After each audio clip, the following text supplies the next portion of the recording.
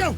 No team in the history of high school football in the state of Michigan had ever scored 800 points before Unity Christian in 2021, and the Crusaders are back here working hard at practice on day 2 of the high school football season. Brett Bakita, that team last year, I know they didn't win the state championship, but boy, oh boy, that's one of the best teams we've seen in a long time. I want to take credit for selling some tickets to some of their home games because I told people, you got to see this team. It's one of the best I've ever seen, you've ever seen.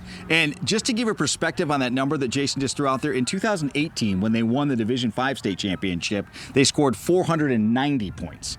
803 last year. They fell short to Chelsea, but this is one of the top 3, I think, teams I've seen ever, if not top, and that certainly was one of the best games I've ever seen. Yeah, and so as we start the 2022 season with practice, we had to ask the question, how long did it take to get over that one?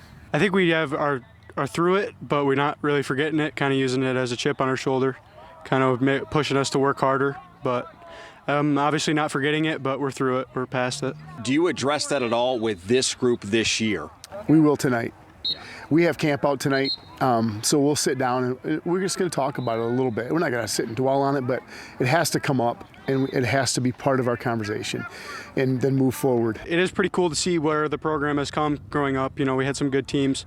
I was water boy, and so my brother's team, when they went to state, they won state. I was a water boy then, so I kind of got a taste of that, wanted to get back. Obviously, it didn't go the way we wanted last year, but, you know, Unity Christian football is hard work, I think.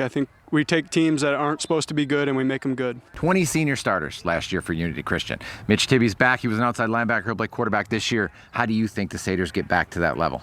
Well, it's going to be interesting. And they got a small junior class, I think just 9 juniors. And they have a JV team that had kind of underachieved until last year. And so they're coming in with some momentum. So you never know. This is definitely not just kind of plug holes. There's some more holes to fill there because of that great senior class. You don't see 20 usually graduate like this. So this is going to be, I think, one of the biggest challenges for Craig Tibby and his staff in a while because they've had it rolling. I mean, they're one of the better programs certainly in our area, let alone the OK Conference. But I think you also have to look at, and as Craig alluded to a little bit in talking to us, that these aren't kids that have never played. Because of what happened last year and how many leads they had, they got a lot of varsity experience.